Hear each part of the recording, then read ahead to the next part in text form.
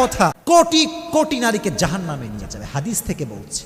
এই সামান্য একটা বাক্য, বেশিরভাগ বিবাহিতা নারী, বেশিরভাগ বউ জাহান্নামে যাবে স্বামীকে জাস্ট একটা বাক্য বলার কারণে। কয়টা? জোরে বলেন কয়টা?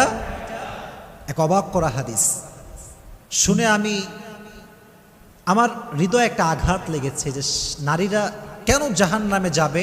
এই হাদিস যখন আমি জানতে পেরেছি আমার হৃদয়টা চূর্ণ বিচূর্ণ হয়ে গিয়েছে। এর কারণ হচ্ছে এটা এমন একটা পাপ, এটা এমন একটা গুনাহ, বাংলাদেশের বেশিরভাগ, বলতে গেলে ৮০ থেকে ৯০ নারী এই পাপটা করছে। নাউজুবিল্লাহ পড়ে।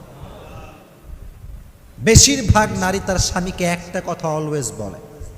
বেচারা স্বামী সারাটা জীবন স্ত্রীর জন্য খাটে, পায়ের নিচে ফোসা পড়ে যায়, মাথার ঘাম পায়ে ঝরায়, সারাটা দিন রোদের ভিতরে কাজ করে বেড়ায়, বাসার বিল সে দেয়, গ্যাসের বিল সে দেয়, সন্তানকে সে চালায়, স্ত্রীর হক সে আদায় করে, শ্বশুরের হক আদায় করে, শাশুড়ির হক আদায় করে, সারাটা জীবন সে তার স্ত্রীর খেয়াল রাখে।